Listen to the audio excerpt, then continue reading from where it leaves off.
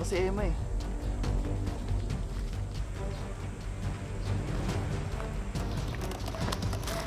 Emma! Oy, Tol, anong ginagawa mo dyan? Bakit ang busy mo? Siguro, Tol, may nahanap ko ng trabaho, no? Ay oo, Tol. Kilala niyo ba si Madam Mira? Galing siya kanina dito. Kinukuha niya akong manager sa isang maliit na supermarket. Ay, wow, manager. Manager Emma? Iba din. Wala ka ata sa isip mo. Di ba kasasabi lang namin sa'yo kahapon? Ay naku, Mare. Ganito ba talaga dito? Ang tagal naman dumating ng mga sasakyan. Oo, Mari. Maghintay lang tayo. Uy, Mari. Tignan mo si Emma, oh. Nakalayo na pala.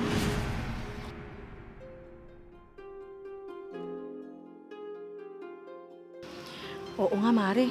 Sana nagbago na siya. Napakagaling pa naman niyang bata. Sinayang niya ang buhay niya sa bisyo, dulot ng mga kaibigan niya.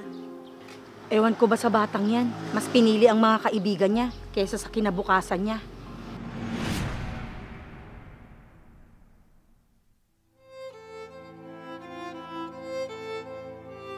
Panginoon, patawad po sa mga nagawa ko, sa mga maling desisyon na nagawa ko.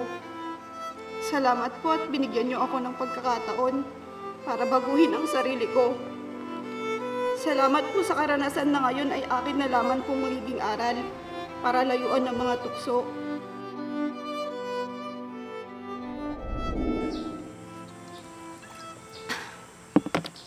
Tol, parang gusto kong maghanap ng trabaho. Naku, Tol, para saan pa? Di naman tayo nahihirapan sa pera. Deliver lang, pera na agad.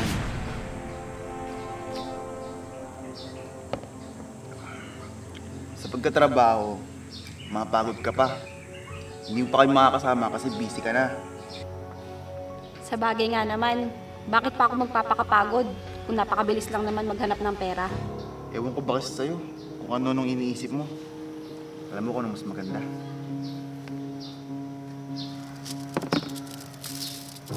Ano lang ang isipin natin. Siguro pag ako'y nagtrabaho, Tol, mamimiss ko to. Talagang mamimiss mo.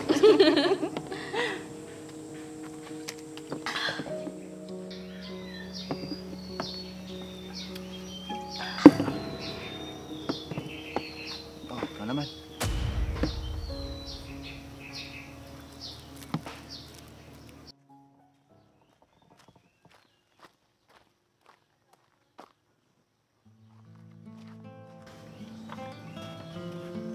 Tao po. Tao po. Magandang araw po, madam. Ano po yung kailangan nyo? Emma, andito ako sa bahay mo ngayon para kumbinsihin ka para magtrabaho sa aking supermarket. Naku, madam. Kayo pa po talaga yung pumunta dito sa bahay. Nakakahiya naman po. Alam ko ang talino at kasipagan mo, Emma. Kaya alam kong di mo mapapabayaan ang supermarket pag ikaw ang naging manager. Ano po? Manager po?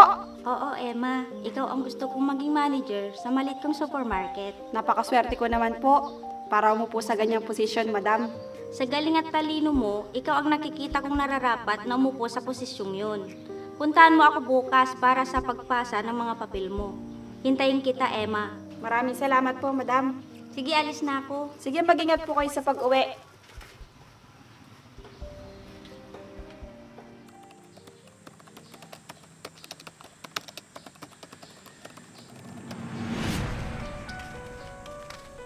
Ito pala si Emma eh.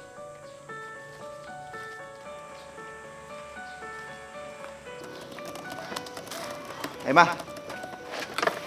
Oy, Tol, anong ginagawa mo dyan? Bakit ang busy mo? Siguro, Tol, may nahanap ko ng trabaho, no? Ay oo, Tol. Kilala niyo ba si Madam Mira? Galing siya kanina dito. Kinukuha niya akong manager sa isang maliit na supermarket. Ay, wow, manager. Manager Emma? Iba din. Wala ka ata sa isip mo. Di ba kasasabi lang namin sa'yo kahapon, mag-iiba ang buhay mo kapag magtatrabaho ka? Na hindi mo na magagawa yung mga nakagisnan natin kung papasok ka. Oh, Patakin mo, para magising ka sa sinasabi mo.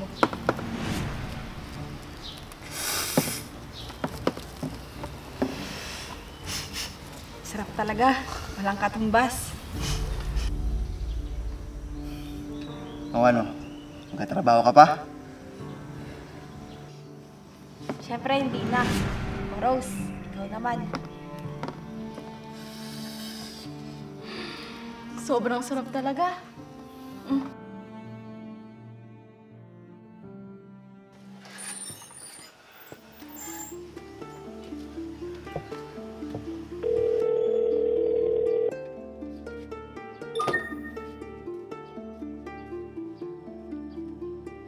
Hello, Emma?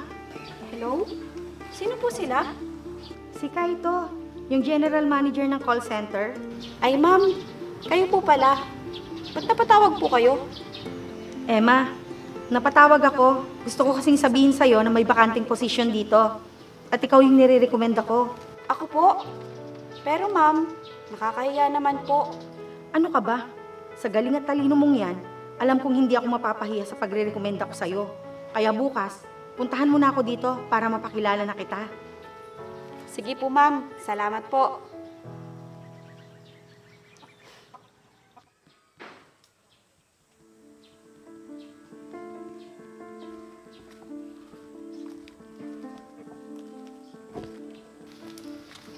Emma, ang lalim yata ng iniisip mo ah. Tol, nakikita mo ba tong hawak ko? Ito yung sagot sa malalim mong iniisip. Iniisip ko lang kasi yung nasayang na opportunity na binigay ni Ma'am Mira. At ayoko nang sayangin ulit yung inaalok na opportunity ni Ma'am Kai. Ano? Naisip mo na namang magtrabaho? Tol, kulang ata sa alak at singot to eh.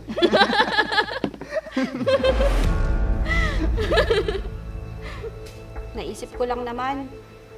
Paano kung itry ko, di ba? Eh di, mas importante ang trabaho kaysa sa amin. Ang hina naman namin sa Tol kung ganun. Tagay mo na nga lang to.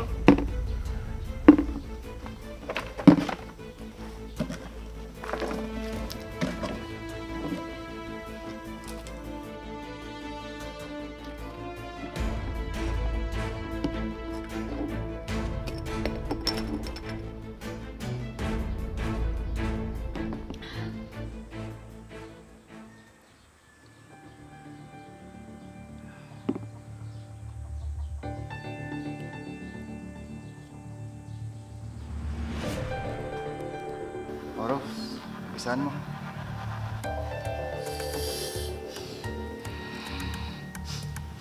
Oh, Emma, ikaw naman.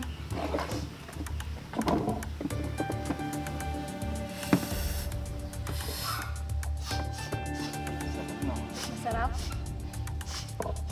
Wala kikilos na masama! Rose, takbo! Brad, napunin mo sila! Sumama ka sa akin! Sumama ka sa akin! Nandito pala kayo, ha?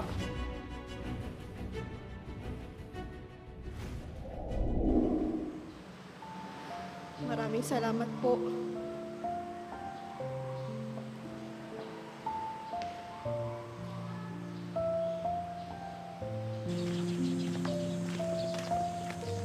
Magandang araw po. Kamusta po kayo? Ikaw dapat ang kamustahin namin, Ining. Saan ka na nagtatrabaho ngayon? Eto po, pagkatapos ng lahat ng pagsubok na pinagdaanan ko, sa awa po ng Panginoon, pagkalaya ko, nakapasok po ako sa isang opisina bilang isang sekretarya.